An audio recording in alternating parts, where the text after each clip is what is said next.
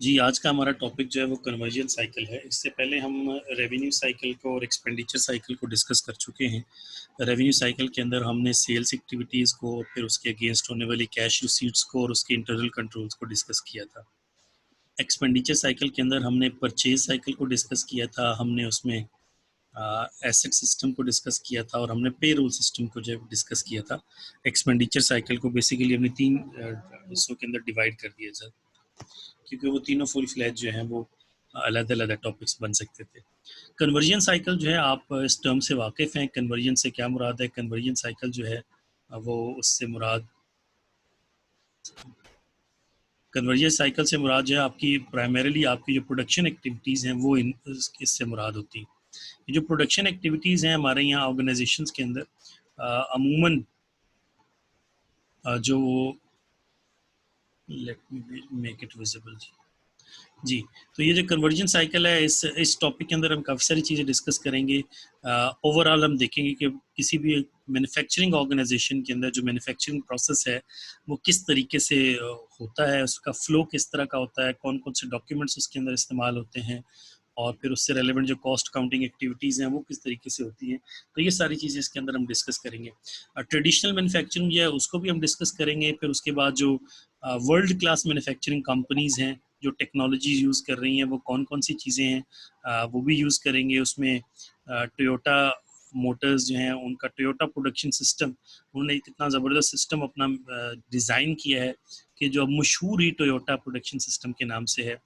लीन manufacturing जो है वो किस तरह से की जाती है, कंप्यूटर न्यूमेरिकल कंट्रोल्ड एनवायरनमेंट के अंदर कंप्यूटर इंटीग्रेटेड मैन्युफैक्चरिंग किस तरह की जाती है। तो कुछ चीज़ें हम डिस्कस करेंगे जो बहुत ज़्यादा टेक्निकल है, उनको हम डिस्कस नहीं करेंगे बिकॉज इंजीनियरिंग हमारा टॉपिक नहीं है। हमारा जो टॉपिक है वो अकाउंटिंग है। अलबत्ता अकाउंटिंग से रिलेवेंट कुछ चीज़ें हैं जिसमें ABC कॉस्टिंग है, ये जिसको हम एक्टिविटी बेस्ड कॉस्टिंग कहते हैं। स्टैंडर्ड कॉस्टिंग जो है वो होती है, मटेरियल रिक्वायरमेंट प्लानिंग होती है। ERP सिस्टम्स के अंदर मटेरियल रिक्वायरमेंट प्लानिंग किस तरीके से की जाती है, ये सारी चीज़ें हमने इसके अंदर डिस्कस करनी है। लेकिन उस पे आगे बढ़ने से पहले जो सबसे इम्पोर्टेंट चीज़ है वो समझना है कि एक ऑर्गेनाइजेशन के अंदर जो मैन्युफैक्चरिंग एनवायरनमेंट है वो किस तरह का होता है और किस तरीके से ऑपरेट करता है। इससे पहले कि हम आगे चलें, ये जो कन्वर्जन साइकिल होता है, ये फिजिकल और इंफॉर्मेशन एक्टिविटीज़ जो मैन्युफैक्चरिंग से रिलेटेड होती हैं वो उसके अंदर शामिल होती हैं। वो प्रोडक्ट जो आप बना के बेचते हैं। मैं आपको सबसे पहले इस कन्वर्जन साइकिल की जो है वो दूसरों के साथ जो रिलेशनशिप है वो दिखाना चाहूँगा। हम अभी तक जो डिस्कस कर चुके हैं वो रेवेन्यू साइकिल है और एक्सपेंडिचर साइकिल है। रेवेन्यू साइकिल से का ताल्लुक जो है वो सेल से होता है और सेल से हमें सेल्स ऑर्डर मिलते हैं, जिसकी बुनियाद पे हम कन्वर्जन साइकिल के अंदर जो है उन आइटम्स को प्रोड्यूस करते हैं जिनका हमें ऑर्डर मिला होता है। प्रोड्यूस करने के लिए हमें दो बुनियादी चीज़ों की ज़रूरत होती है। एक हमें मटेरियल की ज़रूरत होती है और दूसरे में लेबर की ज़रूरत होती है। तो मटेरियल का अरेंजमेंट करना, उसको परचेज करना और लेबर का अरेंजमेंट करना, ये एक्सपेंडिचर साइकिल के परव्यू में आता है, जहाँ पे मटेरियल हम रिक्वेस्ट करते हैं वो हमें परचेज करके देते हैं और जो लेबर है जो हम इस्तेमाल करते हैं उसकी जो कॉस्ट है वो भी एक्सपेंडिचर साइकिल में पेरोल सेक्शन के अंदर जो है वो मैनेज की जाती है। तो प्राइमरीली या सेल्स ऑर्डर्स हमें आते हैं या फिर मार्केटिंग सिस्टम जो है वो हमें सेल्स फोरकास्ट देता है और उस हिसाब से हम मैन्युफैक्चरिंग करते हैं और मैन्युफैक्चरिंग करने के बाद जो फिनिश गुड्स हैं या वर्क इन प्रोसेस है वो फिर हम रेडी करके जो है वो आगे सिस्टम को भेजते हैं, जहाँ से फिर सेल्स की रिकॉर्डिंग होती है और बाकी सारी सिलसिला जो है वो होता है। तो इसी को यहाँ कुछ चीज़ों को एक्सप्लेन किया गया है कि ऑर्गेनाइजेशन के अंदर जो प्रोडक्शन होती है वो कैसे स्टार्ट होती है। मुख्तलिफ तरीक़ेकार होते हैं प्रोडक्शन को स्टार्ट करने के। एक तरीक़ाकार तो ये है कि आप मेक टू ऑर्डर चीज़ें बनाएँ। अगर आपकी मैन्युफैक्चरिंग ऐसी है जिसमें मेक टू ऑर्डर चीज़ें बनाई जा रही हैं, तो मेक टू ऑर्डर चीज़ों के अंदर तो फिर प्रोडक्शन उसी वक़्त शुरू होती है जब आपको सेल्स ऑर्डर रिसीव होता है। जब आपको सेल्स ऑर्डर रिसीव होगा, उसके हिसाब से आप प्रोडक्शन जो है उसको शुरू करना चाहते हैं। जैसे अगर आप किसी टेलर के पास जाएँ, कपड़ा भी उसी से खरीदें और उसको अपना साइज़ दें और वो आपके लिए सूट जो है वो मैन्युफैक्चर करे, तो ये मैंने मेक टू ऑर्डर मैन्युफैक्चरिंग है। जब आप उसके पास जाते हैं, उसको ऑर्डर देते हैं, हमारा चूँकि ऑर्डर ज़ुबानी होता है लेकिन बिज़नेस के अंदर इन राइटिंग ऑर्डर जो है वो दिया जाता है, तो उसके बाद जो है वो आपकी प्रोडक्शन जो है वो स्टार्ट होती है। दूसरा तरीक़ेकार ये है कि आपका जो सेल्स डिपार्टमेंट है वो आपको फोरकास्ट देता है, सेल्स फोरकास्ट। वो फोरकास्ट एक पूरे महीने की भी हो सकती है, एक साल की भी हो सकती है, सीजन्स की भी हो सकती है। तो वो फोरकास्ट आपको देता है और उस फोरकास्ट की बुनियाद पे आप अपनी प्रोडक्शन करते हैं और फिर जो चीज़ें बन जाती हैं उनको सेल करने की कोशिश करते हैं।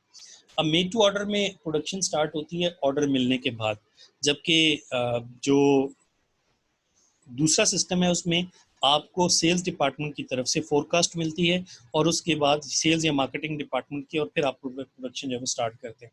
ये जो हमारे बुटीक्स होते हैं जहाँ पे हमारे रेडीमेड गारमेंट्स अवेलेबल होते हैं, वहाँ पे आपको यही सिलसिला मैन्युफैक्चरिंग का मिलेगा कि वो अपनी सेल्स फोरकास्ट को मद्देनज़र रखते हुए मैन्युफैक्चरिंग करते हैं। वो एक जनरल साइज़ के ऊपर सूट्स या कुर्ते या वेस्ट कोट या जो भी चीज़ है वो मैन्युफैक्चर करते हैं और फिर उसको सीज़न के हिसाब से बेचने की कोशिश करते हैं। ये जो प्रोडक्शन जब जैसे ही ट्रिगर होती है रेवेन्यू साइकिल से या मार्केटिंग डिपार्टमेंट से, रेवेन्यू साइकिल से मतलब सेल्स ऑर्डर जहाँ से मिलते हैं या मार्केटिंग से, तो फिर आपको रिक्वायर्ड होती हैं वो चीज़ें जो आपने प्रोडक्शन में इस्तेमाल करनी होती हैं और आपने प्रोडक्शन टारगेट के हिसाब से सेट करना है। सबसे पहले प्रोडक्शन प्लान बनाना है, चीज़ों को एक्चुअली आपने प्रोड्यूस करना है। परचेज रिक्विजिशन मैंने बताया, for material raw materials are needed to meet production objectives are sent to the purchase procedures expenditure cycle which prepare the purchase orders for vendors, और labour use in production is transmitted to the payroll expenditure cycle for processing.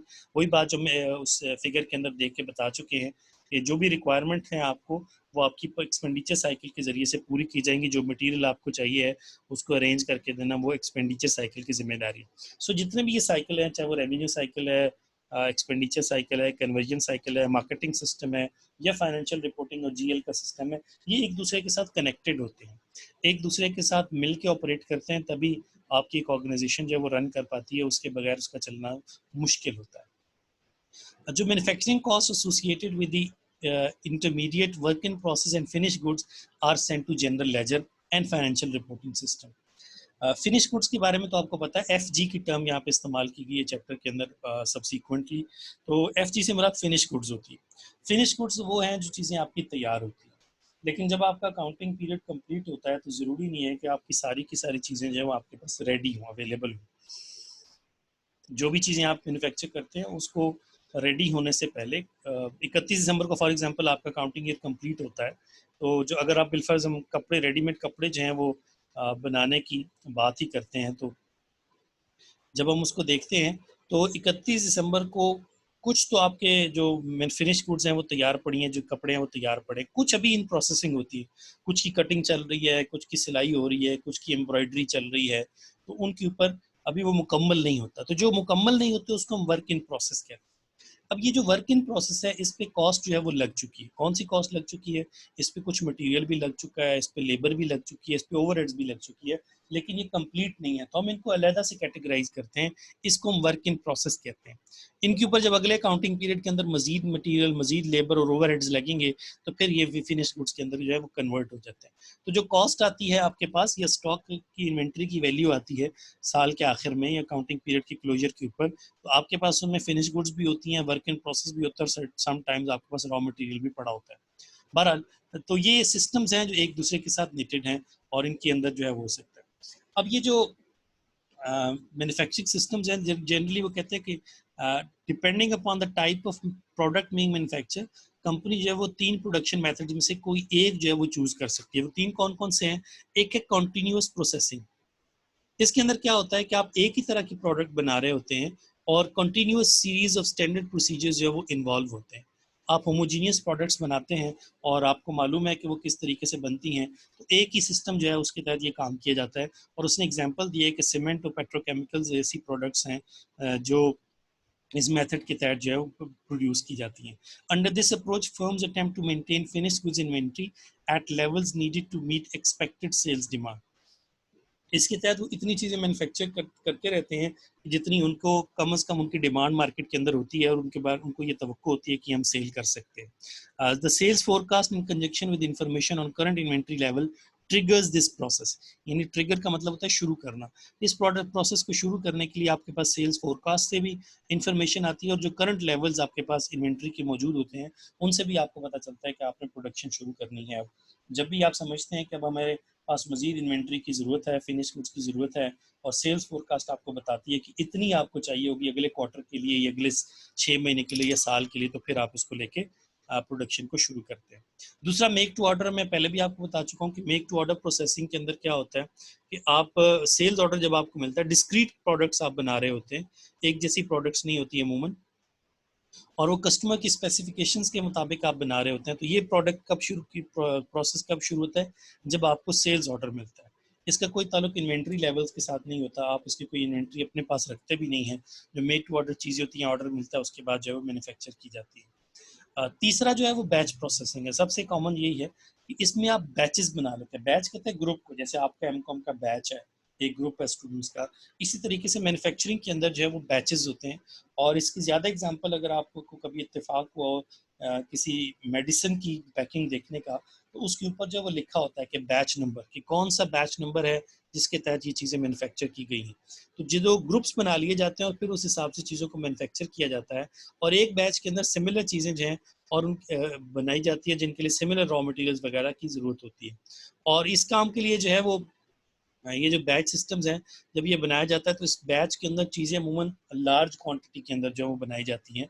और ये common method of production है जो आजकल इस्तेमाल किया जाता है ज़्यादातर ऑटोमोबाइल्स के अंदर, हाउस होल्ड अप्लायंसेस के अंदर, कैंड गुड्स के अंदर। कैंड गुड्स से मुराद होती है वो चीज़ें चीज़ें कैन के अंदर आती हैं, जैसे पाइनएप्पल आपने देखा होगा कैंस के अंदर आता है, या बाकी चीज़ें जो आती हैं।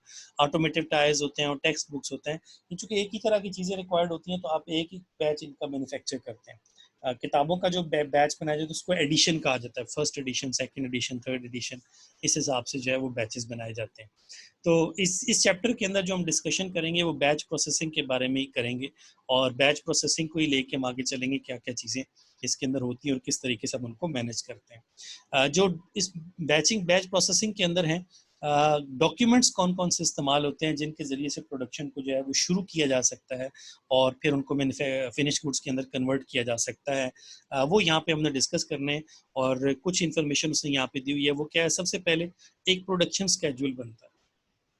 जब भी आप बैच प्रोसेसिंग शुरू करते हैं तो एक फॉर्मल प्लान और एक ऑथराइजेशन होती है कि अब आप प्रोडक्शन को स्टार्ट कर सकते हैं।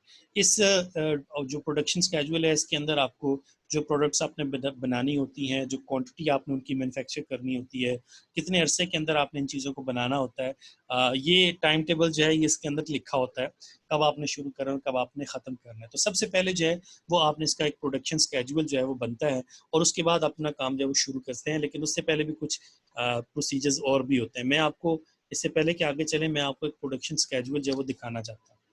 जैसे ये अगर आप देखें तो ये एक एबीसी कंपनी है, उसका प्रोडक्शन स्केड्यूल है फॉर जनवरी 2009, और उसमें ये ऑपरेशन नंबर 1 है, ऑपरेशन नंबर 2 है, ऑपरेशन नंबर 3 है।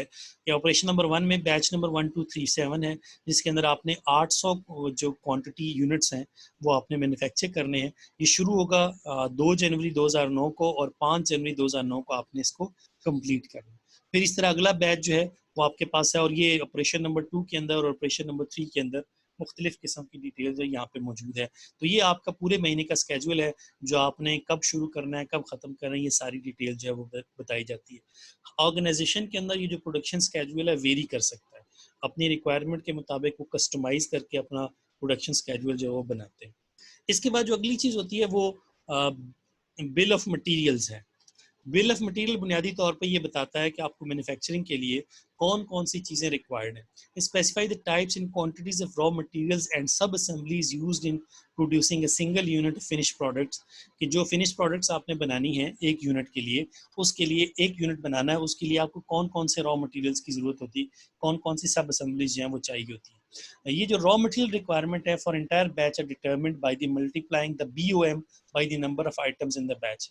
एक जो है बिल ऑफ मटेरियल जो है उसके अंदर जो क्वांटिटीज, एक हमने बताया कि एक फिनिश गुड्स की डिटेल लिखी होगी, कि एक सूट बनाने के लिए आपको 4 मीटर कपड़ा चाहिए, 3 मीटर धागा चाहिए, आपको बटन चाहिए, पता नहीं क्या क्या कुछ चाहिए। तो वो एक जो यूनिट आपने बनाना होता है उसका एक बिल ऑफ मटेरियल होता है। अगर आपने 1000 यूनिट्स मैन्युफैक्चर करने हैं, तो आप एक बिल ऑफ मटेरियल के अंदर जो चीज़ें लिखी हैं उनको मल्टीप्लाई कर लेते हैं 1000 के साथ, तो आपके पास जो रिक्वायर्ड रॉ मटेरियल है उसकी डिटेल आ जाती है। ये भी मैं आपको दिखा देता हूँ कि ये बिल्स ऑफ मटेरियल। अब ये प्रोडक्ट है इंजन, आप इंजन एक बना रहे हैं 2500 सीसी का, और उसके बारे में बताया जा रहा है कि क्या क्या चीज़ें आपको रिक्वायर्ड हैं। एक आपको क्रैंक शाफ्ट चाहिए, एक अदद मेन बेरिंग सेट चाहिए, बॉल बेरिंग जिसको हम कहते हैं, 4 यूनिट्स वो चाहिए। पिस्टन्स आपको चाहिए 6 अदद, कनेक्टिंग रॉड्स आपको 6 चाहिए, रॉड बेरिंग सेट जो है वो आपको 6 चाहिए, कोर प्लग 2 इंचेस के आपको 6 चाहिए, कोर प्लग 1.5 इंचेस के आपको 4 चाहिए। तो ये जो टर्मिनोलॉजीज हैं ये तो आप इनसे वाकिफ ही हैं कि ये एक इंजन बनाने के लिए आपको ये चीज़ें रिक्वायर्ड हैं एक बनाने के लिए। और अगर नॉर्मल बैच क्वांटिटी 100 होगी तो इसका मतलब आपको 100 क्रैंक शाफ्ट चाहिए होंगी, मेन बेरिंग सेट जो है वो आपको 400 चाहिए होंगे, पिस्टन्स आपको 600 चाहिए होंगी। तो ये एक स्पेसिमन है बिल ऑफ मटेरियल्स का जो आप प्रोडक्शन के अंदर आप इस्तेमाल करते हैं। ये बनाने का ऑब्जेक्टिव क्या होता है, ताकि आपको जो मटेरियल अरेंज करने वाले हैं उन तक इंफॉर्मेशन पहुंच जाए कि आपको क्या क्या चीज़ें जो है प्रोडक्शन के अंदर ज़रूरत पड़ेंगी जो आपको रिक्वायर्ड हो सकती है। उसके बाद अगली चीज़ जो है वो रूट शीट है। रूट शीट कह लें आप, ये प्रोडक्शन का सीक्वेंस होता है। जैसे आप कपड़ों की एग्जांपल चल रही है तो मैं उसी की एग्जांपल आपके साथ कोट कर देता हूँ कि सबसे पहले आपके पास कपड़ा आता है, आप उसको जो है वो श्रिंक करते हैं। आप उसको कपड़े को पहले धो के गीला करके फैला देते हैं तो कपड़ा श्रिंक हो जाता है ताकि बाद में उसके साइज में फर्क ना पड़े। पहले ये काम करते हैं, फिर उस कपड़े को काटा जाता है, फिर उस कपड़े के ऊपर कढ़ाई की जाती है, फिर उसकी सिलाई की जाती है, फिर एक आदमी होता है जो प्रेस करता है। तो ये सीक्वेंस है एक इवेंट का कि सबसे पहले आपने श्रिंक करना है, फिर कटिंग होगी, फिर उसकी थ्रेडिंग होगी, सिलाई की जाएगी, उसकी सोइंग, उसके बाद फिर आप उसको प्रेस करेंगे, एम्ब्रॉयडरी होगी। तो ये एक सीक्वेंस ऑफ एक्टिविटीज़ है। तो ये जो रूट है, रूट शीट, ये बेसिकली आपकी स्पेसिफाई करती है जो सीक्वेंस ऑफ ऑपरेशंस आपका होता है, मशीनिंग या असेंबली लाइन जो आपकी होती है, और standard time allocated to each task जो है इसके अंदर जो है वो बताया गया होता है। ये भी हम देख लेते हैं कि इसकी शक्ल है वो कैसे होती है। ये आपके सामने रूट शीट है कि वर्क सेंटर से मुराद ये कि किस जगह पे कौन सा काम होता है। जैसे मैंने बताया ना अभी आपको कि कपड़ा अगर आप जब आप रेडीमेड गारमेंट्स बनाना चाह रहे हैं तो सबसे पहले आप कपड़े को श्रिंक करते हैं। तो फॉर एग्जांपल जहाँ पे कपड़ा श्रिंक होता है उसका नाम है वर्क सेंटर नंबर 101। ठीक है, ऑपरेशन का नाम है। सबसे पहले एक 1A ऑपरेशन है और उसमें क्या करते हैं, वो कहते हैं mill block and fit studs. Engine बनाने की बात हो रही है यहाँ पे कि सबसे पहले आप मिल ब्लॉक करते हैं और उस स्टड्स को फिट करते हैं। उसके बाद आप फिर इनको क्लीन ब्लॉक करते हैं और फिट क्रैंक शाफ्ट जो आपने रखी है वो आपको फिट करते हैं। फिर आप पिस्टन्स और बेरिंग्स को फिट करते हैं। फिर आप वाटर पंप और बाकी चीज़ों को फिट करते हैं। तो ये बेसिकली एक प्रोडक्शन सीक्वेंस है जो ऑर्गेनाइजेशन की तरफ से दिया जाता है। और उस पर अगर आप देखें तो अगले स्टैंडर्ड यूनिट्स के अंदर जो टाइम है, टाइम पर यूनिट जो है वो बताया गया है कि सेटअप करने में आपको 0.6 आवर्स या डेज लगते हैं और पूरे प्रोसेस में 1.6 आवर्स या 1.6 डेज लगते हैं, जो कि उसने मेंशन नहीं किया। वी आर नॉट क्लियर कि वो घंटे की बात हो रही है, अमूमन घंटों की बात होती है। तो यहाँ पे उसने आपको टाइम स्केड्यूल भी जो है वो बता दिया कि रूट शीट ये होगी कि सबसे पहले वर्क सेंटर नंबर 1 में जाएंगी, वहाँ से मिल ब्लॉक और फिट स्टड्स होंगे। फिर वर्क सेंटर नंबर 153 में जाएगा जहाँ पे ऑपरेशन 4 है यानी clean block and crank shaft fit की जाएगी। उसके बाद 154 वर्क सेंटर में जाएगा, यहाँ पे पिस्टन्स को फिट किया जाएगा। और फिर उसके बाद work station number centre number 340 पे जाएगा जहाँ पे water pump, fuel pump, oil pump वगैरह जो है वो फिक्स किए जाएंगे, उसके अंदर फिट किए जाएंगे। तो ये आपकी रूट शीट कहलाती है। तो पहले नंबर पे प्रोडक्शन स्केड्यूल होता है, फिर बिल ऑफ मटेरियल्स होता है और उसके बाद जो है वो रूट शीट बनती है। और उसके बाद जब आगे जाते हैं तो वर्क ऑर्डर बनता है। वर्क ऑर्डर बेसिकली एक प्रॉपर ऑथराइजेशन होती है, प्रोडक्शन ऑर्डर भी कहते हैं इसको। ये स्टार्ट करता है बीओएम से और रूट शीट से मटेरियल्स वगैरह को ड्रॉ करने के बाद जहाँ से प्रोडक्शन जो है वो स्टार्ट करने की एक तरह की प्रोसेसिंग होती है। इसी के साथ जो है वो मूव टिकट, वर्क ऑर्डर जब बन जाता है, प्रोडक्शन शुरू करने का आपको ऑर्डर मिल जाता है, तो उसके बाद एक मूव टिकट होता है कि एक काम जब हो गया तो वो लिख के देते हैं कि ये काम वर्क सेंटर नंबर 103 पे मुकम्मल हो गया, अब इसने वर्क सेंटर 104 पे जाना है। तो साथ कागज एक जाता है जो बताता है कि हमने क्या क्या काम कर दिया है, उसको मूव टिकट कहते हैं। मूव टिकट कहते हैं। तो वर्क ऑर्डर मिलता है, आप काम शुरू करते हैं, एक पहले प्रोडक्शन सीक्वेंस के अंदर काम होता है, वहां से मूव टिकट बनता है, वो दूसरे सीक्वेंस में चला जाता है, दूसरे से फिर वो तीसरे सीक्वेंस में चला जाता है। और इसकी भी जो स्पेसिमेन है वो हमारे पास मौजूद है, वो भी आपके साथ शेयर कर देते हैं कि ये आपका वर्क ऑर्डर है। आप जो पार्ट नेम है वो इंजन क्रैंक शाफ्ट है, उसका वर्क ऑर्डर आपके पास बना हुआ, ये उसकी ड्राइंग है, ड्राइंग का नंबर जो है वो बताया गया। वर्क सेंटर नंबर 184 है जहाँ पे सबसे पहले आपने क्या करना है, ड्रा कॉस्टिंग फ्रॉम स्टोर्स करनी है। ठीक है। स्टैंडर्ड आवर्स आपको बताए गए हैं, एक्चुअल प्रोडक्शन आपको बताएगी, या यूनिट कंप्लीटेड है, यूनिट स्क्रैप, अगर कोई उसमें वेस्टेज हो जाता है तो वो आपने उसके अंदर लिखना होता है। तो ये सारी चीज़ें वर्क ऑर्डर के अंदर लिखी होती हैं, और उसके बाद ये वर्क ऑर्डर जब पहुंचता है इस वर्क स्टेशन के ऊपर, तो उन्होंने ये वाला काम यहाँ पे करना होता है। और उसके बाद जब ये काम मुकम्मल हो जाता है तो अगले वर्क सेंटर तक जाने के लिए वो एक मूव टिकट होता है जो बनाया जाता है। ये मसलन देखिए कि बैच नंबर 1292 है, यूनिट्स 100 बनाने हैं, मूव टू वर्क सेंटर 153। यहाँ पे 4A ऑपरेशन जो है वो किया गया है, 8 जनवरी को शुरू किया गया था, 10 जनवरी को मुकम्मल किया गया है, और जो क्वांटिटी हमारे पास आई है वो 100 यूनिट की है। तो सबसे पहले जब वर्क ऑर्डर मिलता है तो उसके बाद जिस सेक्शन में काम मुकम्मल हो जाता है उस सेक्शन से आगे मूव करने के लिए एक मूव टिकट जो है वो बनाया जाता है। हर डॉक्यूमेंट, ये डॉक्यूमेंट जो है वो साथ साथ जो है वो बनते रहते हैं और अगले डिपार्टमेंट्स तक ये ट्रांसफर होते रहते हैं। अगली जो चीज़ है वो मटेरियल्स रिक्विजिशन है कि जब आपने काम शुरू करना है तो फिर आपको मटेरियल जो है वो रिक्वायर्ड होता है, और जनरली ये जो बिल्स ऑफ मटेरियल्स है उसके मुताबिक आपको मटेरियल इशू होता है, स्टैंडर्ड क्वांटिटीज़ के अंदर इशू होता है। मसलन अगर हम कपड़े की मिसाल ले रहे हैं और आपको मालूम है कि एक सूट बनाने के लिए 4 मीटर कपड़ा रिक्वायर्ड होता है, तो आपको 4 मीटर कपड़ा जो है वो इशू किया जाएगा। 100 सूट बनाना है तो 400 मीटर कपड़ा जो है वो आपको इशू किया जाता है। समटाइम्स अगर आपको इससे ज़्यादा एक्सेसिव मटेरियल रिक्वायर्ड होता है तो फिर आप उसके लिए एक्सेस मटेरियल रिक्विजिशन भेजते हैं जो रूटीन से हट के होती है। तो उसके लिए आप एक्सेस मटेरियल रिक्विजिशन बनते हैं, इसका पर्पज़ ये होता है कि जो कंट्रोल है प्रोडक्शन प्रोसेस के ऊपर वो रहे, और एक्सेस मटेरियल जो है वो ज़ाया ना हो सके, जो भी वेस्टेज है उसको कम से कम रखा जा सके। अगर कभी बिल फर्स्ट स्टैंडर्ड से कम मटेरियल इस्तेमाल होता है तो वही मटेरियल जो आपने लिया होता है उसको आप वापस भेज देते हैं स्टोर्स डिपार्टमेंट के अंदर। और ये जो मटेरियल रिक्विजिशन फॉर्म होता है, इसको हमने रिक्विजिशन से मुतालिक तो हम पहले भी जानते हैं और हम कर भी चुके हैं। इसी रिक्विजिशन फॉर्म के अंदर चीज़ों को जो है वो वापस भेजा जाता है। तो यहाँ पे अगर आप देखें तो ये material requisition, excess material requisition and material return ticket है।